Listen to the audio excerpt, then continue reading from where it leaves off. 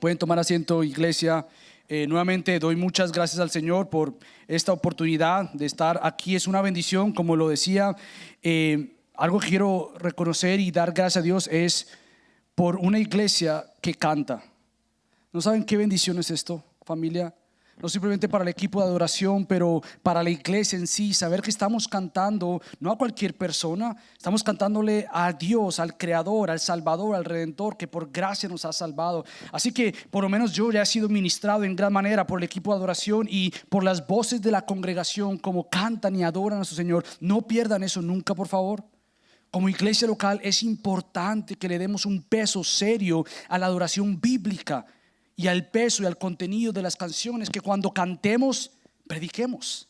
Que cuando cantemos tú conozcas verdades de la palabra de Dios, saturadas de la palabra de Dios, y puedas decir amén. Eso es una promesa, eso es parte de la Biblia. Estoy cantándole al Señor, y que no difiera o sea diferente a lo que se va a predicar, sino que toda la congregación tenga un peso encima desde el momento de recibir, como decía el hermano que estaba acá. Todo lo que hacemos es para la adoración de Dios. Y ahora con esto en mente, obviamente vamos a una parte muy esencial y muy importante como congregación, y es el estudiar la palabra de Dios. Así que yo me gozo por esta invitación del pastor Gerson. Como él decía, para mí él es un hermano pastor que amo, que admiro, y que por gracia ustedes me lo prestan de vez en cuando tengo que llamarlo. Así que gracias por permitirme tenerlo cerca. Como pastor no hay nada más precioso que eventualmente tener ancianos en la misma iglesia.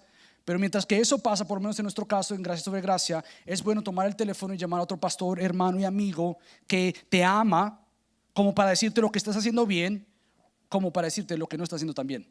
Y eso es una gran bendición. Así que yo doy gracias a Dios por tu vida, pastor, por tu familia y por esta congregación que, digo, son una gran bendición para mí. Y en esta ocasión me acompaña un hermano que también ama mucho esta iglesia, y sé que es amado por ustedes también, el hermano Rafael, que ha sido una gran bendición para mi iglesia. Y es un testimonio nuevamente, y lo quiero decir, no está en mis notas, pero amo que entre iglesias hermanas no tengamos rivalidad.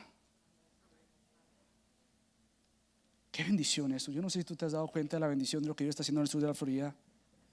Que aquí no estamos esperando a ver qué iglesia es la más grande que la otra. Pastor Gerson creo que me ha mostrado a mí, él no me ha pedido que diga nada de esto, ni sabía. Lo digo porque realmente de corazón quiero que escuches que tienes un pastor que ama a Cristo y ama a su iglesia. Y que tú realmente entiendas lo bello y lo precioso que es tener un pastor fiel a Cristo y a su palabra. Un pastor que está aquí no por plataforma, pero porque ama a Cristo y ama a su iglesia. Entonces él es una gran bendición para mi vida, y es lo que me ha pedido que comparta a la luz de lo que él acaba de mencionar, que ustedes van a estar predicando sobre este discurso del aposento alto, como él mencionó, de Juan capítulo 13 en adelante al capítulo 17.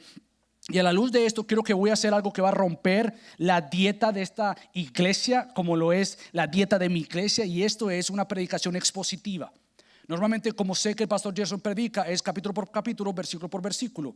Ahora bien, lo que yo quiero hacer en esta tarde ya es quizás darte una idea macro, como se llama, y eventualmente sea por medio del pastor Gerson que tome una serie toda de Juan, si es que ya no lo ha hecho, pero por lo menos va a estar de alguna manera discutiendo y explicando y aplicando ese contenido del discurso del aposento alto. Y lo que yo quiero hacer es darte una idea macro.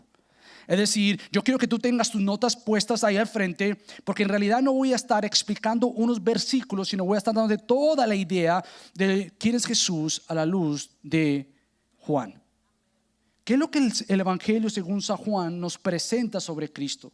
Ahora, el fin de esto no es simplemente para que tú y yo salgamos de acá con un entendimiento más claro de quién es Cristo. Eso es parte de. Pero ¿sabes por qué lo hago? Porque yo quiero que sea que tú conozcas a Cristo como tu Señor y tu Salvador, tú puedas ver claramente cómo es que Juan presenta a Cristo, y tú seas beneficiado, o sea, te beneficies de esto, puedas decir, amén, Él es mi Salvador. Esta canción que cantamos, que somos amados por Él, por Cristo, que realmente podamos decir esto con nuestros labios, decir, Él me ama por Cristo, porque aparte de Cristo no soy amado, no soy hijo ni hija, necesito de Cristo. Por lo tanto, si tú ya conoces de Cristo, gloria a Dios. Pero quizás, y parte de mi oración es que si tú quizás has crecido en la iglesia o no has venido nunca a la iglesia, que tú te preguntes verdaderamente y genuinamente, ¿quién es Cristo para mí? ¿quién es Cristo para ti? Si alguien afuera te preguntara quién es Cristo, ¿cómo tú hablarías de Él? ¿Hablarías simplemente de términos intelectuales o aún de términos salvíficos de Él es Jesús, Él mi Señor y mi Salvador? Pero Él es tu todo.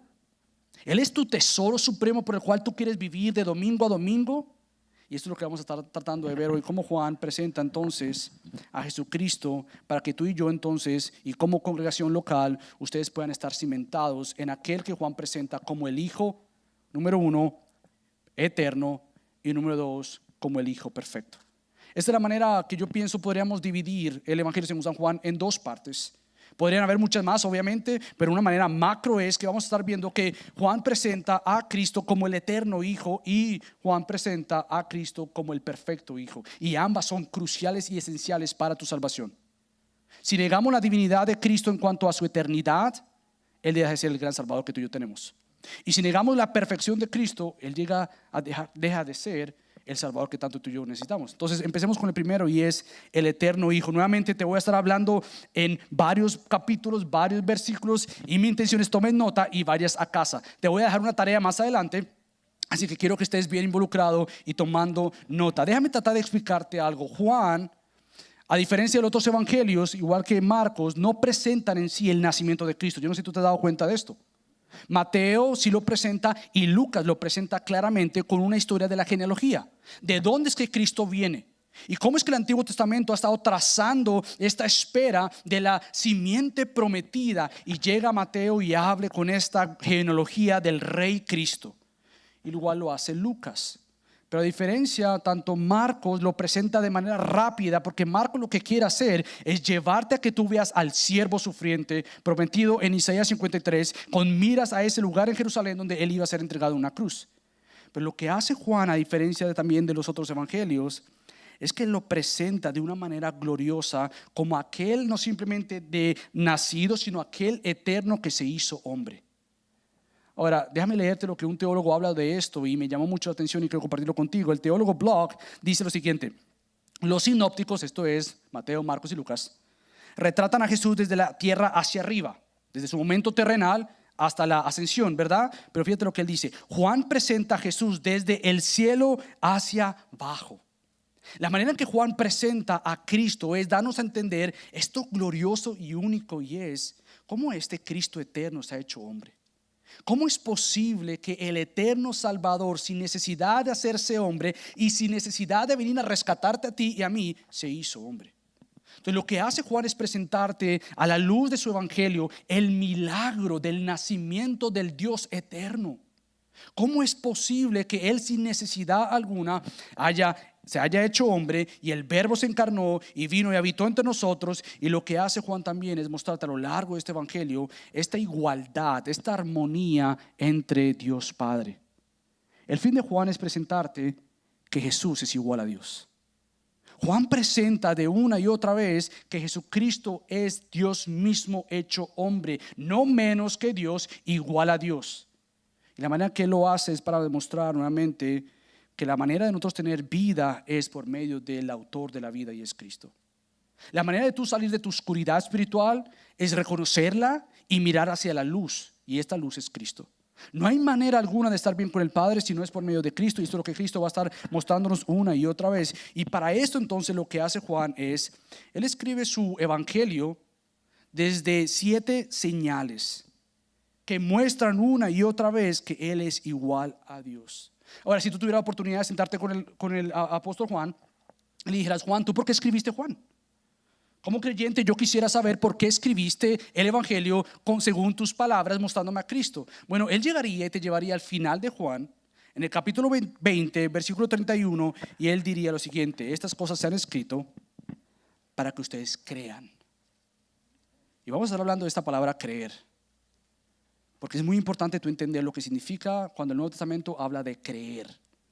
Pero Juan dice en Juan capítulo 20, versículo 31: estas cosas escribo para que ustedes crean que Jesús es el Cristo, el Hijo de Dios, y para que al creer tengan vida en su nombre. Es decir, lo que vemos aquí es que Cristo y la venida de Cristo y el evangelio de según San Juan es presentar la intencionalidad de Jesús de venir y hacerse hombre para que tú tengas vida. Sin Cristo no hay vida. Y eso es muy importante entenderlo. No hay salvación aparte de Cristo, no hay vida aparte de Cristo, porque precisamente Juan ya estaba abriendo su evangelio en Juan capítulo 1, versículo 3 al 4, diciendo que Él es el creador de la vida. Estamos hablando de la segunda persona de la Trinidad como el creador, el autor de la vida, aquel que habló y se hizo lo que se hizo. Aquel autor que ha dicho, hágase la vida, y vino a hacer la vida. Entonces lo que escuchamos aquí es este énfasis en creer en Jesús. Ahora yo quisiera tomar un tiempo para explicar esto y quiero hacerte una tarea. Ve a casa y haz lo que yo hago cada vez que leo el Evangelio según San Juan. Subraya, circula, escribe cada vez que tú veas la palabra creer o creyeron. Y te vas a dar cuenta que para Juan, el Evangelio según San Juan, esa palabra es muy importante. Creer es muy importante. Ahora quizás tú te preguntas, bueno, ¿por qué es tan importante para mí creer en Cristo? Quizás podría ser algo tan elemental. Quizás tú dices, bueno, ya yo entiendo qué es creer. Mi pregunta es, ¿realmente sabemos qué es creer? ¿Realmente nos hemos detenido a pensar por qué es tan importante para tu salvación y tu relación con Dios el saber, he creído en Cristo genuinamente, verdaderamente?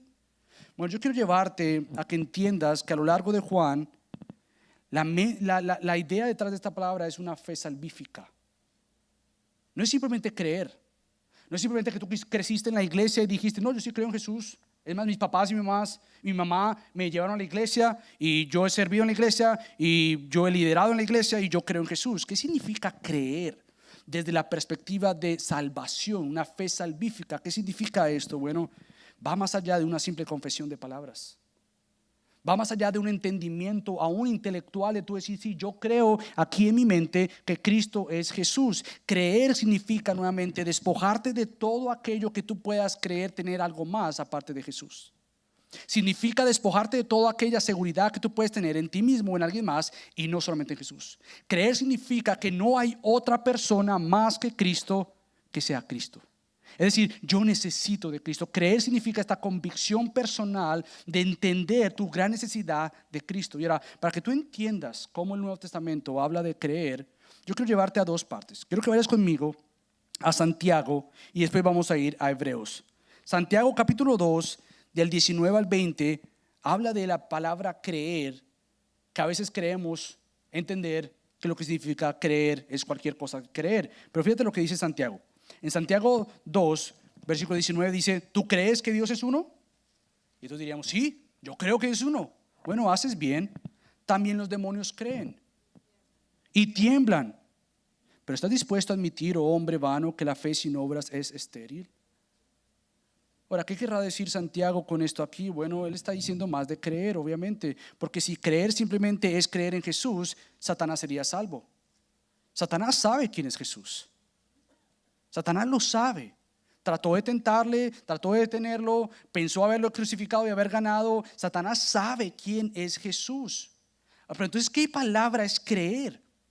Si no solamente involucra un conocimiento intelectual o algo que yo digo, yo creo en Cristo y ya creí en Cristo. Bueno, yo quiero llevarte ahora, ahí mismo atrás, a Hebreos, para que tú entiendas cómo es que el autor de Hebreos habla entonces de creer. ¿Y por qué es tan importante para nosotros? Te voy a estar leyendo los versículos del 1 al 3 en Hebreos 11 y después voy a saltar al versículo 6 para que entendamos que creer va más allá de un conocimiento sobre Jesús. Va más allá. ¿Y hacia dónde va? Bueno, fíjate lo que dice el autor de Hebreos en Hebreos 11. Ahora bien, la fe es la certeza de lo que se espera, la convicción de lo que no se ve, porque por ella recibieron aprobación los antiguos. Por la fe entendemos que el universo fue creado o fue preparado por la palabra de Dios, y esto es lo mismo que Juan dice en Juan 1, de modo que lo que se ve no fue hecho de cosas visibles. Si tú saltas ahí al versículo 6, te vas a dar cuenta de una manera más clara de lo que significa creer. Fíjate lo que dice el versículo 6, y sin fe es imposible agradar a Dios, porque es necesario que el que se acerca a Dios crea que Él existe, y esta palabra que sigue es muy importante, y que recompensa a los que lo buscan. ¿Por qué hablo y por qué me detengo en esto? ¿Sabes por qué? Porque creer en Jesús nuevamente significa que tú estás convencida y convencido que no hay nada ni nadie más que te pueda dar lo que Cristo ya te dio y te da a ti diariamente. ¿En dónde buscas tu deleite? ¿Sabes por qué hablo de esto? Porque muchos quizás buscan su deleite fuera de la palabra de Dios. Buscan sus placeres, el ser llenos, su identidad en lo que la gente dice de mí, en lo que yo busco en la internet, en cuántos diplomas yo tengo en la pared, en cuál es mi posición empresarial. Y buscamos nuestra identidad y nuestra seguridad en esas cosas. Pero cuando venimos a la palabra creer, es aquella convicción que yo estoy tranquilo, que Cristo me da lo que tanto yo necesito. Y eso es tan importante aún para los matrimonios. Cuando creemos nosotros que es mi esposa la que me tiene que dar a mí, y si ella no me da lo que yo estoy buscando, entonces yo respondo hacia con eso. Y viceversa para la esposa, es mi esposo el que me tiene que dar a mí seguridad, es mi esposo el que me tiene que dar a mí ese sentido de valor. Y yo no estoy diciendo que eso no hay un lugar en el matrimonio, pero la fuente de toda seguridad, identidad, propósito, amor es Cristo. Porque si no hacemos esto, Cristo, la persona en la cual yo he creído, no simplemente de salvación, sino que mi salvación me ha llevado a decir, Él es mi todo, yo no voy a buscar en nadie más lo que Cristo solamente me puede dar a mí. Si no hacemos eso, la gente a mi alrededor se va a convertir en personas en las cuales yo voy a depender que me den lo que Cristo solamente me puede dar a mí. Y esto se puede ver en la iglesia. Esto se puede ver en la iglesia. Cuando llegamos a la iglesia pensando qué es lo que me van a dar a mí, qué es lo que me van a dar a mí, en vez de llegar a la iglesia con una actitud de Cristo me lo ha dado todo a mí. Yo no vengo a demandar de mi hermano que está al lado, ni del pastor, lo que solamente Cristo me puede dar a mí. Y lo que esto hace entonces es que una iglesia y creyentes vivan vidas pensando en cómo servir a Cristo y a los demás, en vez de cómo demandar de los demás. Entonces creer para Juan es, si hay una fe salvífica, esta fe salvífica se ve, se muestra, se ilustra. No como los demonios que creen en Jesús, mas no viven para Jesús. Pero aquellos que, como autor de Hebreos dice, saben que al buscar de Dios en Cristo, Él recompensa. Por lo tanto, el creyente en Cristo sabe que al buscar de Cristo va a recibir recompensa. Ahora, antes de pensar una recompensa monetaria o de dinero, ¿en dónde buscas paz? ¿En dónde buscas la valentía para ir a pedir perdón? ¿En dónde buscas la valentía para perdonar? ¿En dónde buscas el no hacer un conflicto, pero el buscar solución, el exaltar a Cristo? Nuevamente tiene que ser la fuente de Cristo. Por tanto, lo que yo estoy tratando de hacer es que la palabra creer no simplemente se convierta en un asunto intelectual de salvación, intelectual en tu mente, pero que si eres salvo y has creído en Cristo, eso viaje a tu corazón y se evidencie con las personas a tu alrededor. La idea es que la iglesia día de adoración tiene que ser cada vez más por lo que por gracia ya es, y es una iglesia que busque glorificar a quien ellos han creído, y es Cristo. ¿Cómo como iglesia ustedes se aman, se cuidan, se protegen? ¿Cómo como iglesia glorifican a Cristo? Bueno, es parte de cómo han creído en Cristo. ¿Quién es Cristo para ti, amada iglesia? ¿Quién es Cristo para ti? Bueno, si Él no es el suficiente creador como la Biblia lo presenta, entonces vas a seguir buscando toda tu confianza, toda tu búsqueda y toda tu demanda en personas o cosas fuera de Dios. Pero si Cristo es la convicción de que en Él lo tienes todo, vas a ser libre y vivir una vida por la cual Cristo compró, y es una vida en abundancia. Ahora, esto no es el evangelio de prosperidad, es el verdadero evangelio. Una vida abundancia quiere decir nuevamente de la libertad de demandar, de pedir, de esperar y servir y amar y dar, porque es que la fuente de tu todo ya está en Cristo. Eso es para Juan muy importante, porque lo vamos a ver a lo largo de este evangelio, que nuevamente solo en Cristo sabemos que Él me da lo que mi alma tanto anhela: vida, paz. En medio de una pandemia que ha sacudido a la iglesia, de prioridades, de que en todo lugar nos queremos cuidar. No nos queremos cuidar tanto, pero en la iglesia sí nos queremos cuidar. Y qué bueno no estar en mi iglesia, porque puedo decir estas cosas fuera de mi iglesia. Me encuentro sorprendente que toda la semana vamos a trabajar, al supermercado, vamos a restaurantes, vamos con amigos y familiares, pero no, pastor, el domingo yo no puedo a la iglesia. ¿Por qué? Porque sí me tengo que cuidar. No, mi hermano, eso no funciona así. No funciona así. El creer en Cristo eleva precisamente a Cristo y lo hace su prioridad número uno. Él se cuida, pero mi hermano, la iglesia no tiene un reemplazo. La iglesia no es un plan B de Dios. La familia, el pueblo reunido domingo tras domingo, con o sin pandemia, se reúne, se congrega, se comparte, se ama, se perdona, se exhorta. Porque precisamente hemos entendido que Cristo es el Señor de su iglesia. En Él hay satisfacción, en Él hay llenura verdadera. Y todo esto es lo que el Evangelio de Juan va a presentar. Él presenta el Evangelio a Cristo mostrando estas 7 señales que hablan de este eterno y poderoso Hijo de Dios. ¿Qué señales son estas? Bueno, Él hace estas 7 señales para que nuevamente tú eleves en quien tú has creído. Y al elevar en quien tú has creído, se eleva a Cristo. Por ejemplo, Juan dice: Él cambió el agua en vino. Qué glorioso Salvador tenemos. La segunda señal: Él curó al hijo del oficial. La tercera señal: Él sanó a un paralítico en el día de reposo. Y perdón que no estoy mencionando los capítulos. Cambió el agua en vino, es capítulo 2 del 1 al 10. Curó al hijo del oficial, capítulo 4 del 46 al 54. Sanó a un paralítico en el día de reposo, capítulo 5 del 1 al 9. Alimentó a 5,000, capítulo 6 del 1 al 15, caminó en agua, capítulo 6 del 10 al 21, curó a un ciego, capítulo 9 del 1 al 41, y séptimo, levantó a Lázaro de la muerte. Ahora, ¿de qué me sirven estas señales? Te sirven que si tú has creído en Cristo, este es tu Salvador. No hay nadie que pueda hacer tales obras, solo uno, y es el eterno Hijo de Dios. No hay nadie como Él. Nuevamente, lo que yo estoy tratando de movernos es de movernos de una fe religiosa, de una fe de una religión, de saber quién es Cristo, a vivir ahora para este Cristo. Si este es mi Cristo, ¿qué le voy a temer yo a una pandemia? Ahora escúchame, yo no estoy diciendo que podemos ser descuidados y que esto es mentira, no estamos entrando en temas políticos ahorita, pero sí te estoy diciendo es que si Cristo es Cristo como Él dice decir que Él es, y si Él es el eterno Hijo de Dios hecho carne, entonces la pregunta es: ¿cómo vivo para Él?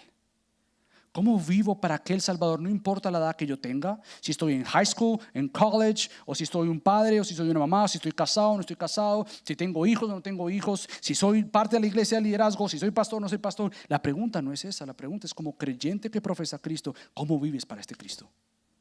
¿Cómo vivimos alimentándonos de la fuente segura de vida plena, de gozo pleno, de satisfacción plena, y decir: yo quiero más de este Cristo? ¿Cómo tus mañanas lucen al despertarte y saber: espérate, Cristo mi Salvador levantó a un muerto, a Lázaro? Sí. Y esto era una imagen de lo que haría con cada uno de nosotros. Muertos espiritualmente, ahora Él nos ha dado vida en Él. Cristo mi Salvador caminó en la agua. ¿Cómo es esto posible? Cristo pudo hacer eso.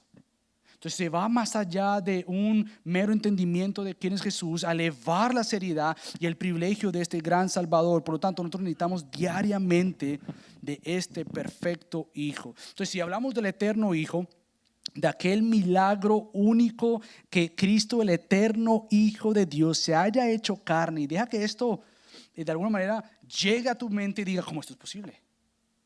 Porque es importante entender el milagro del Evangelio. Es importante entender el milagro de la eternidad de Cristo y Él haberse hecho hombre como siervo, venir a dar su vida perfectamente por gente imperfecta como tú y como yo. El milagro del Evangelio es precisamente un milagro. Él no tenía por qué hacer esto.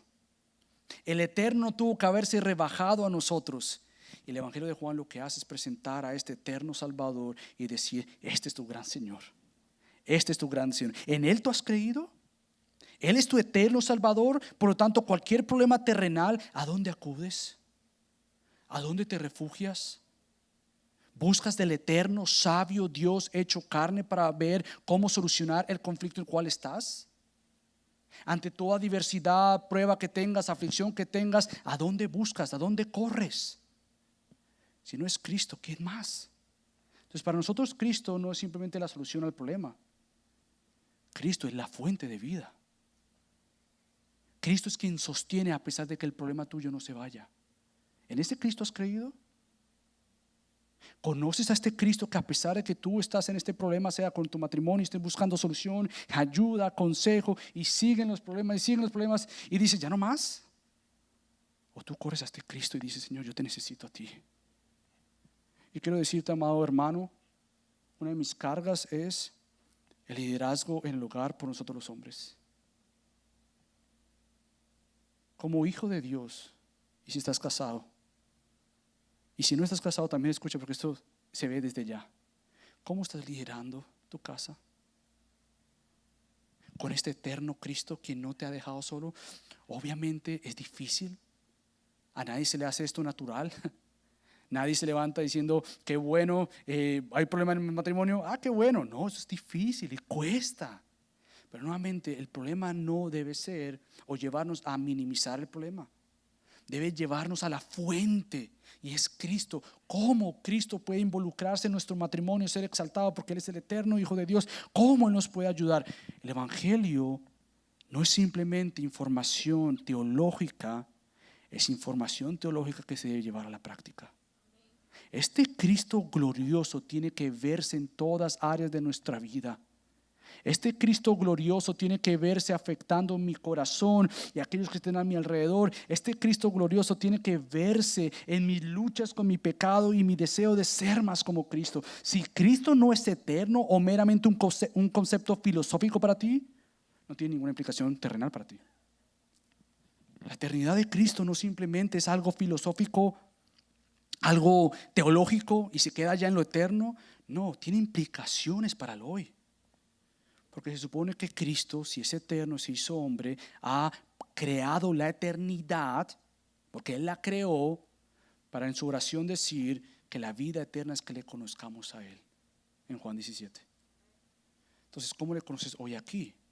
Para lo que vamos a hacer por el resto de la eternidad. Entonces, si este es el eterno Hijo, entonces ahora veamos el perfecto Hijo. Porque la gran bendición de creer en Jesús es que al creer en Él, acabamos de leerlo, en Él tenemos y llegamos a tener el derecho a llegar a ser hijos de Dios. Es decir, eso es Juan capítulo 1 versículos 2 al 13, a los que creen en su nombre, que no nacieron de sangre, ni de la voluntad de la carne, ni de la voluntad del hombre, sino de Dios. Escucha, el creer en este eterno Hijo y perfecto Hijo es un milagro. Es un milagro. Y a veces nosotros nos acostumbramos a que creemos en Cristo, le cantamos a Cristo, venimos a la iglesia, compartimos la palabra, pero tú te pones a detener, a entender cómo es posible que este gran pecador Michael, por gracia, conozca a Cristo. Es increíble que no importa en la situación que estés o en la etapa de tu vida, que eso no deje de asombrarte en la salvación de Cristo. No importa cuánto conoces de la Biblia, no importa cuántos libros has leído, que Cristo no deja de ser este glorioso Salvador para tu vida diariamente. No anteriormente, pero hoy. ¿Cómo te despiertas hoy? Vas a la casa hoy y dices, espérate, déjame recordarme la belleza de mi gran Salvador Cristo. Este evangelio, Cristo obviamente, pero el evangelio según Juan fue el que Dios usó para salvar mi vida. Yo recuerdo cuando leía a Juan, en aquel entonces Gaby, que es ahora mi esposa, era una amiga, y yo le dije a ella, mira, yo no sé leer la Biblia, eso fue en el 2004, le digo yo a ella, yo no sé leer la Biblia, pero quiero leerla. Y ella me dijo, mira, léate el Evangelio según San Juan, cómprate un cuadernito y escribe lo que Dios te habla ahí. ¿Okay? Me encerré una semana en mi habitación y leí Juan. Y lo que yo había escuchado tanto en la iglesia, que para mí Cristo era un tiquete que yo llevaba aquí en mi bolsillo, porque cuando me moría, mira, aquí está, ya yo puedo entrar al cielo porque aquí está Cristo.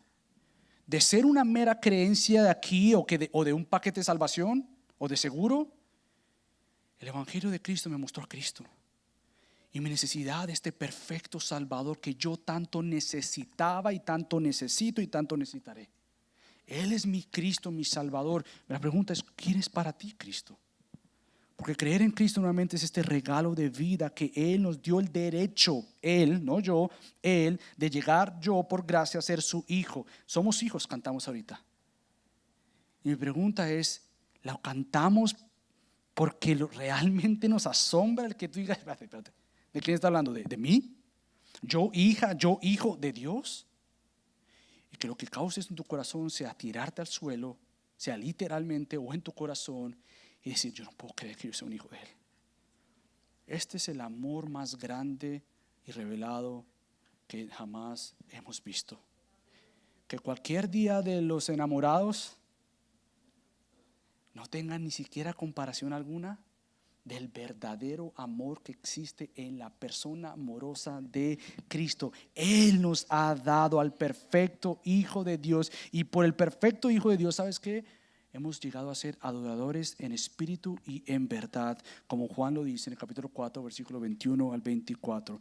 Es por eso que entonces nuestra vida debe ser una búsqueda diaria, una nota musical que exalte a Cristo diariamente. Ahora, nuevamente el énfasis no recae en ti, en que bueno, yo tengo que hacer esto, yo tengo que hacer esto, porque entonces caemos en un evangelio que es moralista de lo que tú tienes que hacer, lo que tú tienes que hacer, lo que tú tienes que hacer. No, todo obviamente te apunta a la fuente de Cristo. Él es la fuente de toda motivación mía para despertarme a luchar contra el pecado, para ver áreas que todavía no estoy bien delante de Dios, sea en mi familia, en mi trabajo, en mi integridad, en mi pureza, y en vez de esto llevarte una fe pasiva, que es muy fácil encontrar en las iglesias, que Dios nos ayude a tener una fe por Cristo que nos movilice a la obediencia, que nos movilice a lo que Cristo compró, y es la santificación. Él nos ha hecho criaturas ahora perdonadas, redimidas para la adoración. Entonces, ¿cómo tú le cantas al Señor? ¿Cómo le cantas? Ahora, yo no me refiero ahorita a los domingos porque suenan demasiado bien. Gracias a Dios tiene una iglesia que canta muy lindo. Pero yo me refiero a cuando salgamos de aquí ahorita en la tarde y mañana. No hay nada más precioso que ver una iglesia que lo que viene a ser el domingo es una muestra de lo que ha hecho durante la semana. Y si Dios está purificando a su iglesia en medio de una pandemia, para realmente despertarnos que la iglesia, hemos hecho de la iglesia algo ligero, algo de costumbre, de rutina, que Dios realmente haga que este evangelio de Cristo nos movilice a buscarle a Él todos los días, y que nuestra oración diaria sea: Señor, hemos creído en Cristo por Cristo, hemos creído en Él como el eterno y perfecto Salvador, por lo tanto ayúdanos a vivir por Él, para Él. Entonces, ¿cómo le venimos a adorar a Él diariamente? ¿Sabes cómo? En total dependencia. No hay manera de vivir el cristianismo por tus propias fuerzas. No viniste a Cristo por tus propias fuerzas y no te mantienes en Cristo por tus propias fuerzas. El evangelio de Cristo no se trata, Él ya hizo algo por mí, ahora déjame tratar de hacerlo yo solo. Porque no funciona así. El evangelio de Cristo es de Cristo diariamente, continuamente. En el momento en que tú dejes de depender de Cristo, no vas a dar fruto. Y el esfuerzo que vas a tratar de hacer, lo vas a hacer por tus propias fuerzas. Y va a llegar el momento donde esa tentación o ese problema va a afectarte, va a arruinarte, va a dar un pare, vas a detenerte de crecer en santificación. Por lo tanto, si Cristo es nuestro gran supremo Salvador, entonces debemos buscarle a Él para darle a Él la gloria que Él merece ser, porque Cristo es la gloria del Padre. Juan capítulo 1, versículo 14. Él es la gloria del Padre. Por lo tanto, la llegada de Jesús lo que hace para el Evangelio de Juan y el Nuevo Testamento es anunciar que una nueva era ha venido. El nuevo pacto ha sido inaugurado. El nuevo pacto realmente vino y sido inaugurado y comprado por Cristo. Tú y yo como iglesia vivimos bajo el nuevo pacto.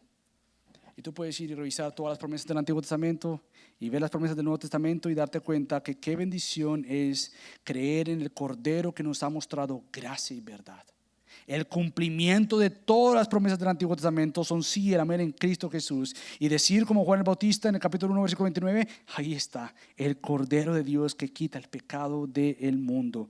Por lo tanto, si Él quita el pecado del mundo, como el gran pastor de las ovejas, que es nuestro gran pastor Cristo, entonces la idea es que Él siga santificándonos a la luz de Cristo. ¿Ante quién te comparas? ¿Cómo sabes que has crecido en santidad? ¿Por quien está a tu lado? ¿Por lo que era el año pasado? ¿O no eres pues no has hecho tantas malas cosas como anteriormente? ¿Quién es tu comparable? ¿Ante quién tú te comparas? Y nuevamente parte de esto es conocer su palabra. Entre cada vez más tú conozcas a Cristo, cada vez más te vas a dar cuenta que hay muchas áreas que tienes que lucir más como Cristo. Y eso entonces no va a ser una determinación para bajarte de ánimo, pero al contrario, para decir cómo yo luzco más como aquel Salvador que me ha salvado, cómo yo luzco como aquel Cordero perfecto que sí me ha justificado, me ha salvado, me ha perdonado, pero Él ha prometido algo, y es santificarme. Su obra de Cristo no simplemente fue justificarte, es el fundamento. Él te regeneró, Él te salvó y Él te justificó. Eso es cierto, eso es verdadero, eso es una vez y ya, se acabó. Pero hay una obra que Cristo continúa en cada uno de sus creyentes verdaderos y genuinos, y es santificación. ¿Cómo lucimos como Él? ¿Cómo como iglesia local la comunidad es impactada por día de adoración? ¿Cómo esta comunidad de alrededor pueden decir, sí, allá hay una iglesia que vive el Evangelio, por más que yo no crea en el Evangelio? Vemos claramente evidencia de una iglesia local que representa a Cristo, que vive para Cristo. Una iglesia local que puede echar raíces en la comunidad para que entonces la comunidad sea afectada positivamente. ¿Cómo como iglesia se movilizan ustedes localmente para entonces qué? Mostrar precisamente que han sido justificados, perdonados, para anunciar las virtudes de aquel que los llamó. Y este es Cristo. Entonces en Cristo todo ha recibido gracia sobre gracia. Este es Juan capítulo 1 del 16 al 17. Y eso significa que todo lo anunciado en el Antiguo Testamento nuevamente ha sido cumplido por Cristo. El Antiguo Testamento y la ley no son maldición, son gracia. Lo que pasa es que ha recibido un corazón o ha llegado a un corazón que no es capaz de obedecer lo que la ley promete. Pero cuando Cristo viene, Juan dice, hemos recibido gracia sobre gracia. Es decir, lo que nosotros no pudimos hacer y era glorioso, el glorioso vino para cumplirlo por nosotros. Por lo tanto, esto nos moviliza a caminar y vivir y aprender más de Cristo. Esto nos moviliza a conocer más de aquel que dice 7 veces, yo soy. Él dice, yo soy el pan de vida. Podemos hablar de esto y aplicarlo y decir, ¿cómo tú te alimentas de Él? Dice, yo soy la luz del mundo. ¿Cómo ante tantos críticas, problemas culturales por todo lo que está pasando, y no voy a entrar en política, por toda esta agenda progresiva y todo lo que está pasando, Cristo sigue siendo tu luz? Ante una cultura que quiere oprimir la autoridad, oprimir la palabra de Dios, como iglesia local dicen, no, estos son los estándares de la palabra de Dios, la verdad de Dios, y no vamos a ceder. Cristo sigue siendo la luz del mundo y por lo tanto la luz de la iglesia. Cristo es la puerta de las ovejas. Y no simplemente es el momento que tú entraste para salvación. Si tú eres parte del redil de Cristo, Él te alimenta, Él te cuida. Y Juan 10 dice que no hay nada ni nadie que te arrebatará de la mano de Él o la mano de su Padre. Confías como oveja en Él, descansas como oveja en Él, vives como Él y para Él. Yo soy el buen pastor, dice Cristo. Yo soy la resurrección y la vida. Yo soy el camino, la verdad y la vida. Yo soy la vid verdadera. Por lo tanto, la permanencia en Él es importante para tú caminar y crecer y ser más como Él. Una de las historias más fascinantes del Evangelio según San Juan es la historia de la mujer que fue sorprendida en adulterio. Y una de las cosas más bellas es ver cómo Jesús la perdonó y la llamó a vivir en santidad. ¿Cuántos de nosotros no fuimos sorprendidos en tantos otros pecados? ¿Y cuántos de nosotros todavía estamos siendo sorprendidos en varios pecados? No veas a la mujer samaritana como aquella mujer que la sorprendieron en pecado y yo no soy esa, yo no estaba ahí. ¿De dónde Dios te está queriendo rescatar hoy mismo? ¿Qué área de tu vida nadie más conoce? Y por eso digo que tú tienes una gran bendición de tener un pastor que quiere caminar contigo. No desaproveches eso. No desaproveches esa oportunidad de tener un pastor que puedo decir que está dispuesto a caminar contigo para que ese pecado que llevas toda esta vida no lo vivas solo. Y si parte de ser hijos del Hijo perfecto, quiere decir que la iglesia debe ser la comunidad más segura y confiable para ser quien yo soy. No para que me acepten así, pero que para que me apunten a Cristo. Parte de vivir el evangelio dentro de la congregación, estamos hablando del evangelio dentro de la congregación para los creyentes mismos, es ver cómo luce esto aquí entre ustedes. ¿Cómo luce cuando uno de ustedes es sorprendido en pecado? ¿Hay extensión de gracia y de perdón o hay condenación? ¿Hay aquel que se cayó, lo levantan en vez de aplastarlo? Porque parte de vivir una comunidad sembrada y cimentada en Cristo es amarse mutuamente. ¿Por qué? Porque Cristo nos mostró el ejemplo máximo de la humildad: lavarle los pies a sus discípulos. Juan capítulo 13, versículo del 1 al 11. Y Él nos llama a algo, y es: un nuevo mandamiento les doy: ámense unos a otros como yo los he amado. ¿Cómo se vive, Juan, aquí entre ustedes? ¿Cómo crecen en amarse, en conocerse? ¿Sabes? Una de las grandes bendiciones y tristezas de cualquier iglesia es que algunos simplemente vienen y participan un domingo y te pierdes completamente de lo que es vivir en congregación.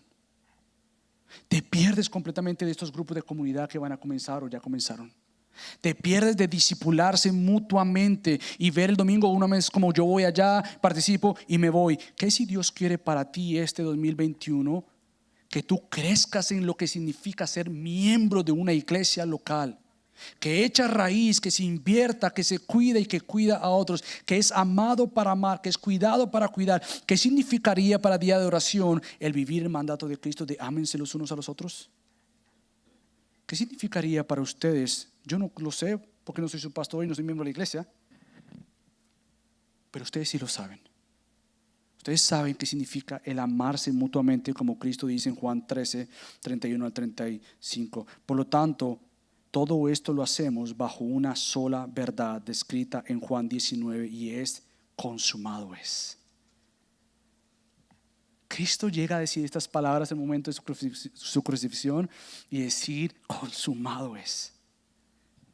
Se ha terminado, obra perfecta, lo logré. Por lo tanto, la iglesia hace lo que hace bajo la plataforma de consumado es, tetelestai. Se terminó. Por lo tanto, nosotros no agregamos nada al evangelio. Nosotros por gracia vivimos el evangelio. Nosotros no le agregamos nada a Cristo. Cristo es nuestro todo. Nosotros servimos desde la plataforma de amémonos porque ya es posible, perdonémonos porque ya es posible, sirvámonos porque ya es posible, matrimonios sanos, familias restauradas, hijos siendo criados por papás que amen a Cristo. Es posible. Porque esto es el fruto del evangelio de Cristo, que ha dicho: consumado es, ya he terminado la obra que tú y yo no podíamos hacer. Por lo tanto, ahora esta es la iglesia de Cristo que vive para Cristo. Por lo tanto, entonces ahora podemos llegar a decir juntamente como iglesia local: santifícanos en la verdad. Tu palabra es verdad. Juan 17, 17.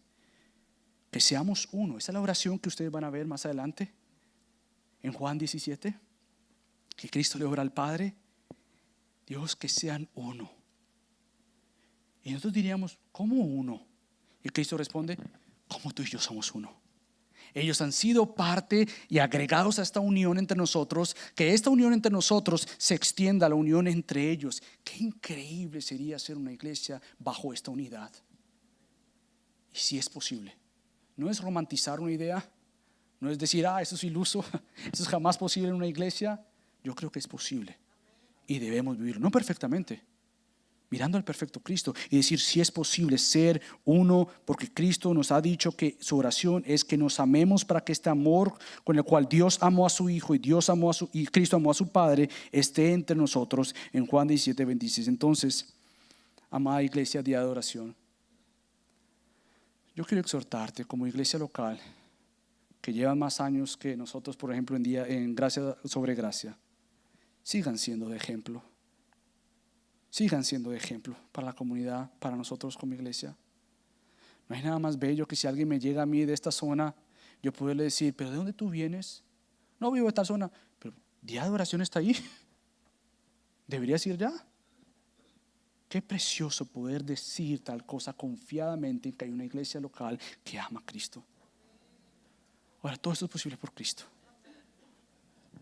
Nada de esto no pienses que te vas a agregar para salvación. Si tú no has creído en Cristo, si tú no te has arrepentido de tus pecados y has creído una fe salvífica, nada de esto es posible para ti. Ahora, puede ser posible para ti si tú te arrepientes de tus pecados y crees en Cristo. Y para la iglesia local quiero decirte que tienen un gran Salvador y un gran pastor, Cristo, que pastorea su iglesia fielmente, para que juntos miremos este próximo año que viene, o este año que ya estamos, y digamos: Señor, ayúdanos por favor. Porque lo que Dios nos va a pedir es: seamos fieles a su palabra. Así que déjame orar.